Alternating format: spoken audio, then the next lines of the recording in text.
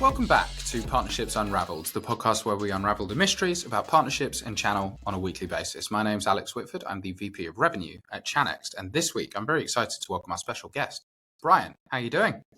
Doing well. How are you doing, Alex? Yeah, I'm really excited about this one because I think you've got a really interesting history in terms of sort of program leadership, and you've been an absolute rocket ship. So excited to unpick some of the lessons and traumas that have come along that journey today. Maybe for the uninitiated, you could give us a little bit of an introduction around who you are and what you do. Sure. Happy to do so. Name is Brian Kroneman. I'm currently the Area Vice President of Global Programs and Strategy for our partner ecosystem here at SentinelOne. I've been here for 7 years and going on 9 months. So it's been quite a ride with us. Prior to that, I was at Proofpoint for 5 years, and prior to that, I was with Symantec through an acquisition that they made with VeriSign. And then before that, I was in international development, which is a completely different career from anything in the technology space. So a lot of different places and directions we can go. So almost 8 years at one vendor, which I think that feels like about 9 lifetimes in this market, because I think people are on this 1.5 year to 2 year rotation, it feels like. Looking back over, obviously SentinelOne's gone through stupid growth over that 8 year period. What are some of the sort of key moments that stand out from a channel strategy perspective that's influenced that success? Yeah, no, really good question. I would say, foundationally, so before I started, and I would say within it was probably 3 weeks before I started back in 2017, the organization had made the decision right then and there, when we were a tiny company, that we were going to be 100% channel oriented. And that meant that moving forward, all deals had to be transacted with a partner in mind. And if they didn't, then there would be quota ramifications for the sellers on the outset. So they were putting their money where their mouth was even before I joined, which, very few companies were willing to kind of do that, even at that point in time. And then secondarily, kind of along those same lines, one of the core pieces of our business is with our managed service providers. And, a lot of companies, we could see where things were going even at that time. But again, the company had made the decision to re-architect the platform to make it much more usable for managed service providers to essentially own their own tenant and be able to deploy rapidly without any SentinelOne involvement. And so it was moving towards that direction so we could say, hey, we've got the technology, we've got the ease of doing business. Now we just have to come in with both of those things and wrap a program around it so that partners know how they can actually be profitable selling SentinelOne. Yeah, I know we did the prep call, but it sort of blew my mind because I see so often that businesses start to build a channel once they've hit, 100 million in revenue. They're starting to work out, hang on, the unit economics are scaling. The sales team doesn't really work. We need to start building a channel. And that's such a painful transition. It's gratifying to hear that if you sort of build it from the ground up, incorporating that product element, which is obviously critical, that actually you've not had to go through any of that difficult transitionary period. I'm sure you had a whole load of other challenges that came along with that. I imagine the partner ecosystem has changed a lot across that 8 year period. Yeah. How do you sort of view that today? You've obviously touched on MSPs, but MSPs and resellers aren't the same, and that requires 2 different programs. How does all of that come together? Yeah, it's a really good question. It's actually a super timely question for us too, because we just last week launched our new PartnerOne partner program, or PartnerOne program specifically, which actually unifies everything that we've done with all the different parts of the partner ecosystem into one single umbrella. And happy to talk more about that as we move forward. But ultimately, you're right. The partner ecosystem has shifted quite a bit. I would say initially it was very distinct between your resellers and your managed service providers. Today, that really those lines are really blurry, because at the end of the day, customers are talking to partners and then pivoting left or right at the very, very end of the process when they decide, hey, I want to own the title to the license, and I want to actually be the ones who are, putting it in our SOC or putting it in our IT environments. Or they're saying, hey, you know what, I've got a better offer for someone to come in and manage it on my behalf. And so that distinction, at the end of the day, the partners are the ones who are doing it. They're doing the right thing regardless. And so we're, with this new program, just essentially trying to put some flexibility into it and say, hey, come to us. We don't want to make it super difficult. We want to meet you where you are, where your customers are. But as far as the evolution over time beyond that, I think one other interesting thing that we've seen is that when we started, endpoint security is a long standing market. I mean, it's been there since probably since I was in elementary or middle school, and that's a long time ago. And so, you go through this evolution, and it ends up being it's a very crowded space, tons of different vendors that are out there. You have some sort of innovative new player, and they're coming in, and you talk to partners, and they're like, why should we talk to you? We have 20 other vendors in this space on our line card. What is going to make you different? And why should I go back to the customer that I just sold this to, or I've been selling this solution to for 15 years, and tell them it's time to make a replacement? And so just an absolute knife fight at the beginning to really prove your tech out, mostly with the SEs that are at the part of the solution engineers that are at the partners, to really call out and say, hey, just get your hands on it, play around with it, see what it does, see where there might be a fit for your end users. Yeah, what I find interesting there, we lovingly describe it as the 3Ps at Chanax, which is, the first thing you build is product, and you've got to make sure that your product is great and valuable and is useful to both the partner and the end user. It's easy to deploy and manage from a partner perspective. Drives great outcomes from an end user perspective. The problem I see today is that so many businesses are indexed on that first P. And there's a lot of great products out there, right? Lots of businesses make really great stuff. And so then it sort of comes down to the next two, which is program and personnel. That's what causes the big shift now in the channel, which is, hey, why is your program better? Because there's a minimum requirement from a product's perspective. But once that minimum requirement is hit, we're looking at program and the people within your channel. So are you a joy to deal with? Do you follow up and actually do what you say and say what you do? And from a program perspective, I think you even touched on it. You even mentioned in your job title, it's like, hey, we need to educate partners on why it's beneficial to sell SentinelOne. And that program piece, I see that being the most significant differentiator in the difference between a great technology that does okay and a great technology that does amazing.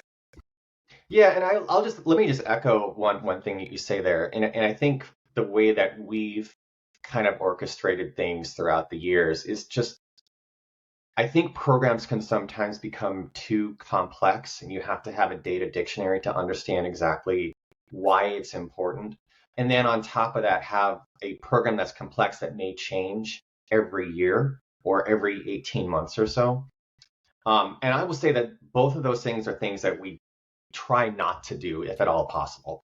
I will tell you, with this program launch that I just mentioned, the last time that we had done anything was probably 3 or 4 years ago, which it's actually now overdue to make a change, mostly because business is moving so quickly. Our ecosystem is moving so fast. We have to adjust and move up and improve with the times. However, even when making these changes, we still want to have some core beliefs, which is to say, it's about activity, it's about engagement, it's about enablement, it's about meeting our people where we are and making it simple to understand what's important to us so that we can tell partners what's important to them, right? So we want everyone to be aligned in terms of the incentives in a very clean and easy to use fashion. Again, then using the tools that we have at our disposal and our partners' disposal to be able to check our math and say, hey, this is what we're seeing. We see that Joe Smith over here at your organization took this enablement course 2 weeks ago. Here you go. That means that you're fully compliant with our requirements. And so trying to keep that transparency and that simplicity in the program, again, provides that predictability that partners need to know that, hey, you're not going to change the rules on me midstream, and I can actually build a profitable business. Yeah, interesting to maybe double click on the sort of simplicity of programs. I think the bit that I was sort of marveling, I think, how big is your team, Brian? We have, with me, we have 4 people on my team. So 4 people total running a program that covers GSIs, MSPs, resellers, DMRs, SIs, regional SIs, all of those pieces. I think you sort of touched on it, and we're starting to see now that programs are becoming simpler rather than more complicated. There was a big push, I think, from very large companies to be like, right, here's our GSI program, and it's completely different to here's our reseller program, which is completely different to our MSP program. Talk to me about how you cannibalize the workflows between those while adding simplicity, but also making sure that there are enough hard lines in there that, the GSIs are getting what they need and the resellers are getting what they need. Yeah, it's a good question, right? So the way that I sort of think about it and the way our team sort of thinks about it is, what are the barriers to entry to your various pieces of the program? And so I think the easiest thing to acknowledge is that for a sell partner or a reseller, that's a fairly simple thing for people to do. It means that, you might have a customer, a couple of customers, they're interested in the solution, and you just want to be able to transact the deal, just like you've done every single year with maybe a different vendor. And so we make it very simple, relatively speaking, for someone to join and to be maintained in the program. They would receive the relatively low amount of benefits for being at that level of engagement. But then as we start to build up more activity, as we start to work with national partners, the DMRs, like you mentioned, then you start to have much more strategic relationships with those organizations. And you can start to pull apart and say, hey, not only are you receiving benefits on the deals, but also predictability in terms of how you can build the business. But then when you look at things like managed partners, okay, well, those managed partners, there's a programmatic requirement to say that you have to be able to provide L1 and L2 support. If you can't do that, it's not upon SentinelOne to help you build that framework for yourself.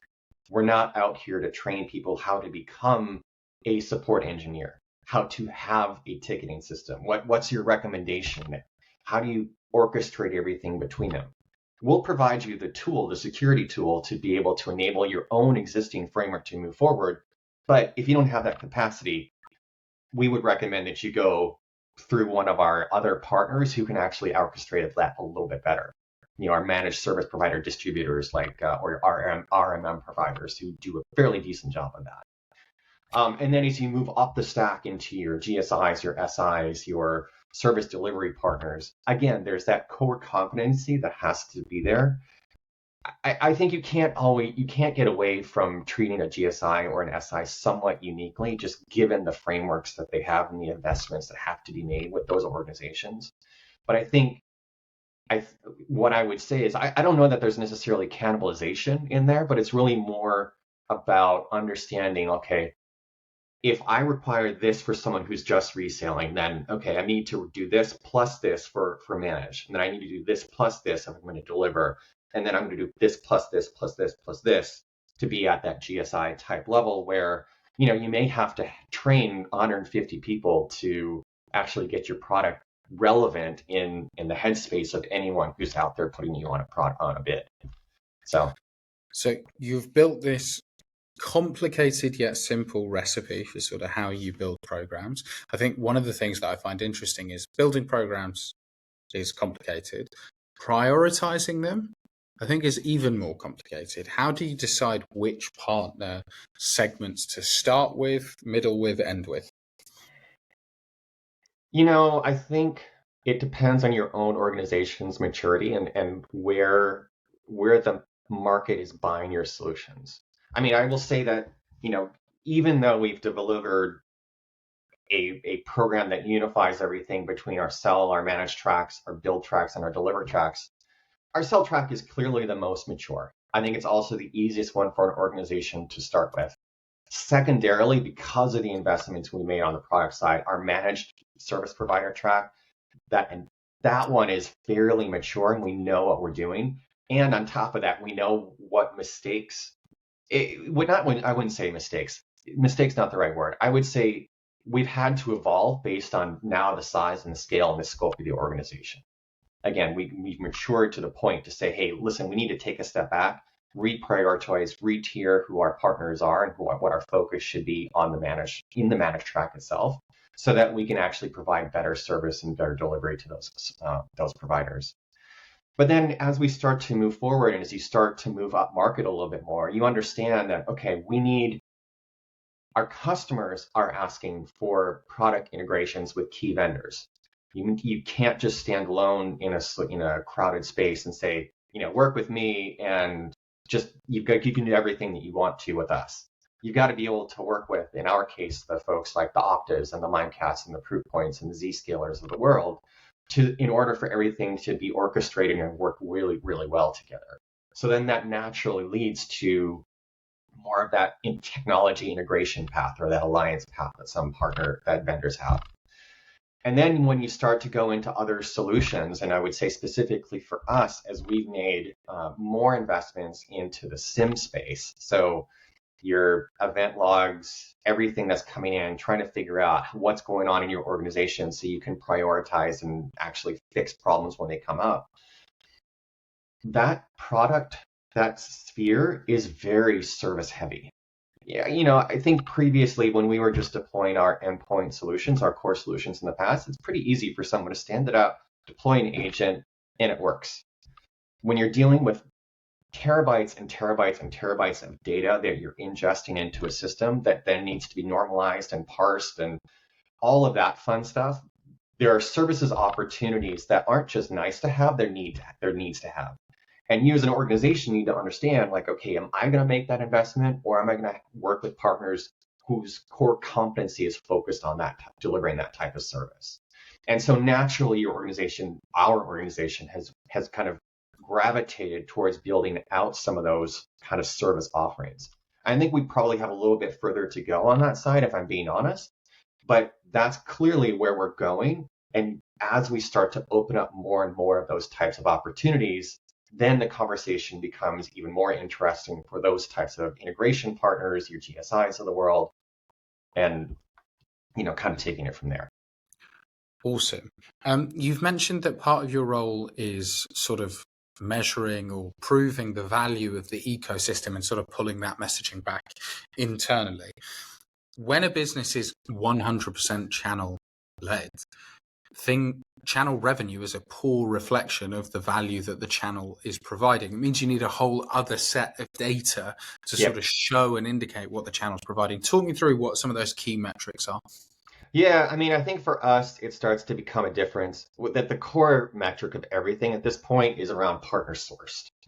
And that partner sourced activity could be, that traditional deal registration where someone has identified an opportunity that you're not aware of, and they bring it through a portal and it comes into our system and our team says, yeah, I don't know anything about it. Let's go to town. I'm going to protect you on the investment that you're putting in place. That's just core.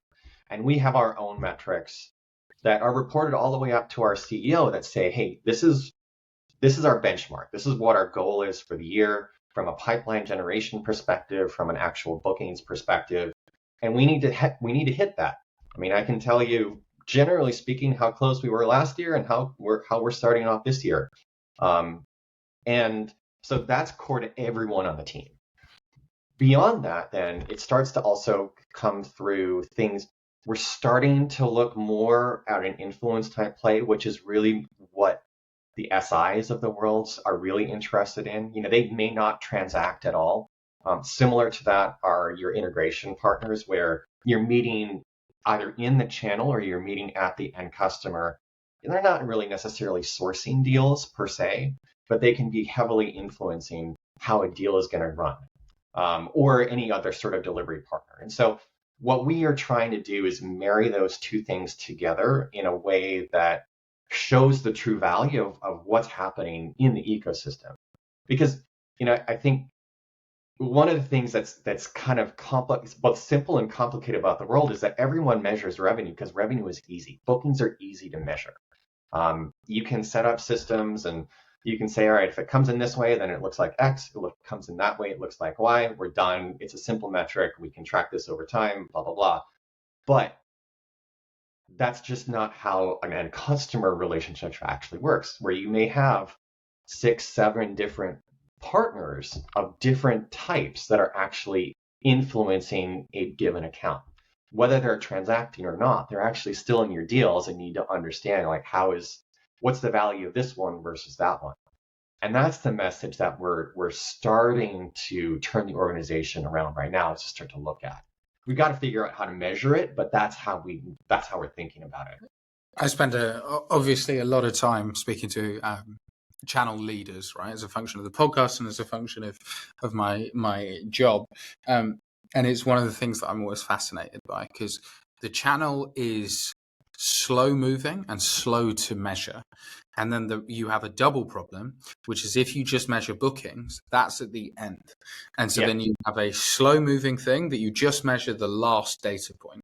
And so the real challenge with bookings is what happens when you get month 3 into the year and bookings are behind. If you don't have any of that leading indicator, you might have already missed your entire year and you only realized it in month 3. Yep. And because then you've got to enact change takes a while, and then the partner has to do stuff, and the disty has to do stuff, or your aggregator has to do stuff, and your teams have, and it's like, and then hopefully by month 7 we start to see the uptick, and it becomes quite painful. Given that speed is so critical, I think, to making great decisions and driving continuous performance, how do you think about automation when it comes to program design? Well, I'm going to go back in some respects to what I was saying a few minutes ago, in that you have to be able to provide tools that show a partner where they are. And I would also say those tools have to also have an internal facing element so that everyone is on the same page.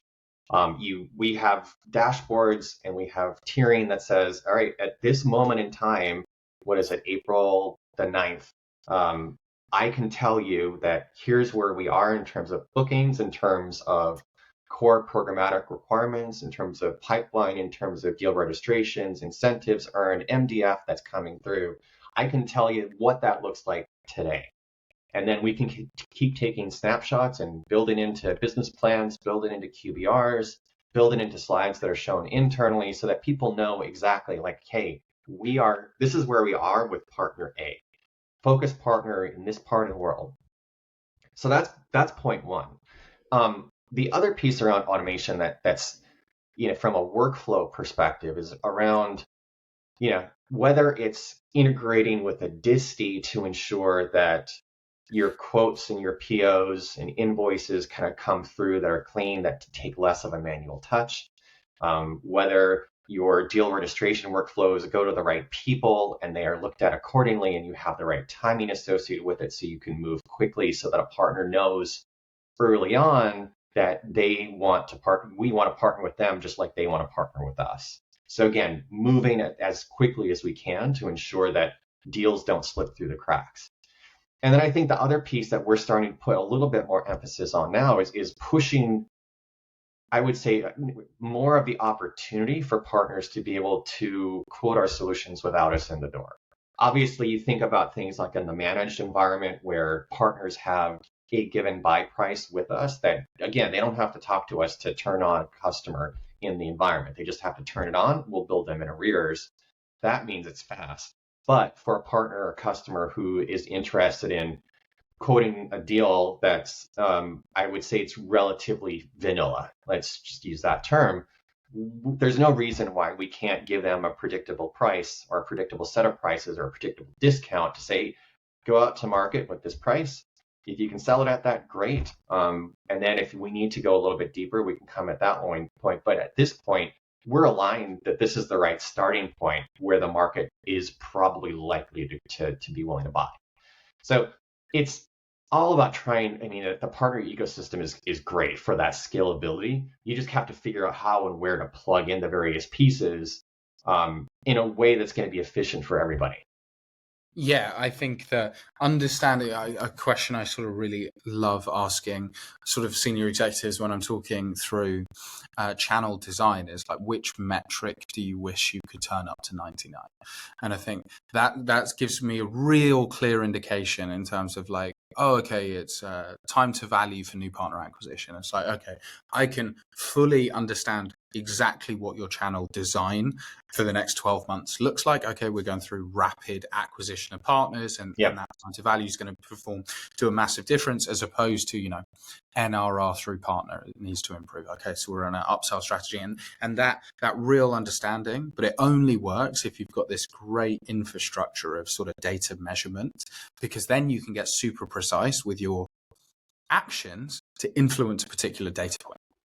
Yeah, I think that's right. And I think that what you're talking about is very much how we've looked at relaunching this particular program. Obviously there are all different sorts of metrics you could imagine in your mind, but if you can't measure them, and you can't measure them predictably and on demand, not only isn't it useful for a partner, but it's not really useful for your own team. If you've got to spend hours and hours trying to calculate something and you can't replicate it the next time you run it, or that data changes, or something happens, it's not really useful. Even if it may be interesting, it's not really useful as a measurement. And so, for us in the subscription world that we live in, it does become, okay, so what's important to the partner? Well, we can see that based on how a partner may be valued in the market. What's important to us is that continuous, like you talk about, that NRR growth. We need to keep seeing not only that we have high retention, low churn, but also upsells, cross-sells as our platform expands, as our opportunities expand within the market. So, it does become sort of those things. And, I think as we start to review the specific details of the program, as folks come and take a look at it, you'll see where our head is on a lot of these things. But again, if you can't measure it consistently, it's interesting, but not very useful in terms of how you want to have everyone row in the same direction. I couldn't agree. I think if you understand the data very clearly, it's actually quite quick to change behavior, right? If you say, hey guys, as a whole channel organization, we want to improve time to value for newly acquired partners. Let's just pick a metric. And you just say, off you go, work out how you think we can change that. People have great ideas, and they're suddenly extremely well aligned to a very particular, and you very quickly see change. When you say something loose, like, hey guys, we want to grow channel revenue, what does that mean? Right? It's so ethereal. And so, I think you guys have built it in a really strong way. Oh, go on. There's a couple of other things that we've seen pretty recently. And again, I don't want to rabbit hole on this. I know we've got a lot of other topics, but we've seen recently that even simple visibility of renewals that are coming on. So again, going back into the automation, have very few processes or workflows tied around that, but you just make the renewals visible. That increases your retention rate by 1%. That's what the benchmark seems to be. Your distributors want this information. Your core focus partners want this information. They themselves have workflows, even if you don't know what they are. So that's an interesting point. But I think the other thing that you kind of touch on is that classic rebate example where, hey, I've got a target that's in place. And if you can provide transparency around where a partner is against achieving that target, you're much more likely to get someone to take a few extra minutes and try and pull something in or create something that may not have been there before in order for them to hit that target, which then is actually meaningful, particularly for the principles of the organization. But it's without that level of transparency and visibility, you lose sight of those opportunities. Yeah, and I think the thing that I really like, right? You gave a very specific data and sort of program answer to renewals, but marketing will give you a marketing answer, and channel sales will give you a channel sales answer. And guess what? They're all useful, right? And so if marketing improves it 1% and data improves it 1% and sales improve it 1%, and suddenly you're looking, across all renewals across a year, you're talking about huge revenue differences, right? The 3% improvement across all renewals in a 12-month life, that represents tens, hundreds of millions of saved or grown revenue. That is why I think having that sort of measurement infrastructure in place and then directing internal and external behavior, that's how you move mountains. At this podcast, we like to be a little bit data orientated because we ask our current guest to recommend our next guest, which keeps everything flowing very nicely. Brian, who did you have in mind? So he's actually my former boss, Dave Crilly. He's had a number of different roles within channel marketing, channel sales, channel programming, organizations large and small. And he's just a wonderful, wonderful person to speak to. He's super high thought leader in a lot of these cases. Worked with security companies for quite a bit, but also outside of the security space, and just has a really varied and interesting background. Also, just a great conversationalist too.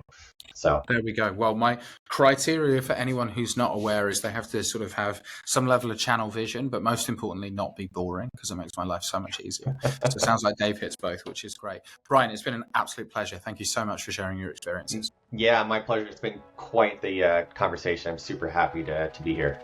Awesome. Thanks, Brian.